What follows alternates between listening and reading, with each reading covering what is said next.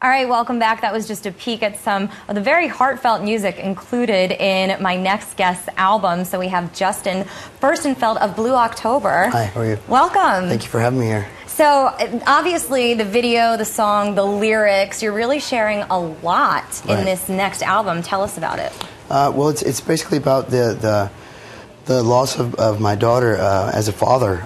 She lives with her mom in Nebraska, Lincoln, Nebraska, and it was about me being basically muzzled into not telling or not being able to be a father, and I'm dealing with a serial accuser. And I don't know if you know what a serial accuser is, but it's someone that will do anything in their power to accuse you of the most horrible things that can put you away to jail for life and change your life forever. And I'm fighting for the right for all fathers with the American Coalition of Fathers to be a parent. I'm a providing father. I'm a good father. I'm a stable father, and I've been the sole provider since she's been born, but I've not been able to spend more than a total of 2 months probably with her the whole 4 years she's been alive, and I've maybe spent a week alone. Oh, wow. And you documented this every step of the way. Yes. So let's talk about the journey that people kind of go on with you through the album, because you called it kind of an audio journal. So tell us where we start and where you bring people. Well, it starts off not really understanding why someone would do it.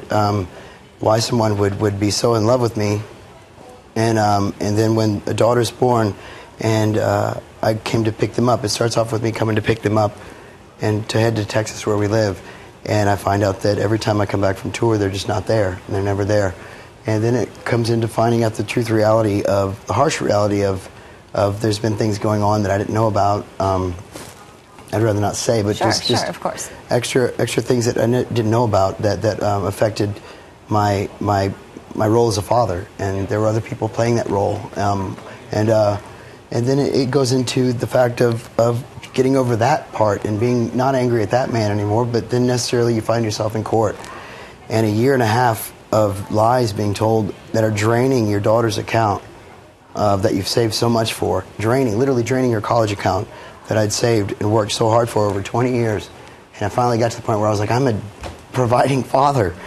And just to have it all being taken away for the sheer entertainment of the lawyers and the lies being told of the sheer entertainment of keeping her from me for some reason, I'm not sure. And I was so upset that my emails probably look like I'm the craziest madman in the world, but working so hard to be able to provide for that and this life and not having my daughter, the time it came around was 2 a.m. when I could finally answer emails, and I looked probably like I was crazy. It's just I care about my daughter so much that I never get to see her. And every time, just before I walked in here, I just got an email from her saying that I'm not allowed to see her this week.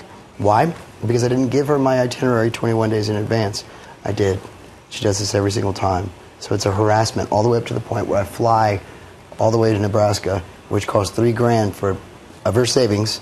It's the only reason I say that figure. I get there, she doesn't show up, and that's more money being taken out of her account. And I'm sure there are a lot of people who come up to you and say, I've experienced similar situations. Is that part of why you wanted to put this all together on an album and send it out there and kind of send out a message? Yeah, the only reason I'm talking about my personal struggles is because through this I haven't met them, but there's millions of men and women going through this. It's what we want is called shared parenting. What we want is 50-50 equal rights for fit parents, for fathers and mothers, so that we have a suicide rate of that's beyond belief. 35,000 people commit suicide a year in America, and most of those, 20,000 of those are teenagers, and of parents that aren't even there for them, of separate parents. We have drug addicts. We have a nation full of parents that are so busy worrying about their argument that they're in that they forget that poor little girl is going, I want to see Daddy.